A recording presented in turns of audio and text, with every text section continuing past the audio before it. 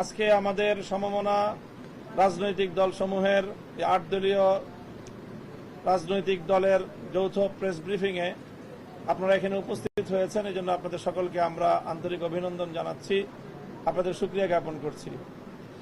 আপনারা জানেন যে চলমান রাজনৈতিক পরিস্থিতি নিয়ে বাংলাদেশের দেশপ্রেমিক বিভিন্ন রাজনৈতিক দলের যৌথ পথ চলা শুরু বেশ অনেক দিন ধরে। বিশেষ করে এই 8টি রাজনৈতিক দল তারা অভিন্ন কর্মসূচি নিয়ে বেশ অনেক দিন ধরে রাজপথে যুগপৎ আন্দোলনে রয়েছে। আজ সেই যুগপৎ কর্মসূচি এবং যুগপৎ আন্দোলনের একটি গুরুত্বপূর্ণ পর্যায়ে আমরা এখানে এসে উপনীত হয়েছি।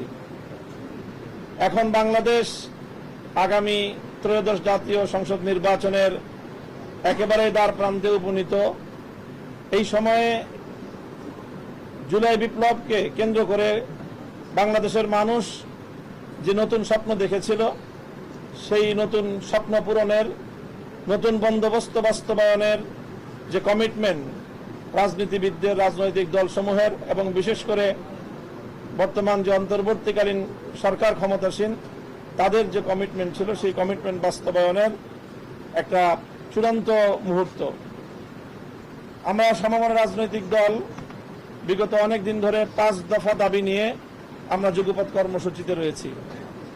আজকের এই প্রেক্ষিতে 8টি দলের শীর্ষ বৈঠক অনুষ্ঠিত হয়েছে।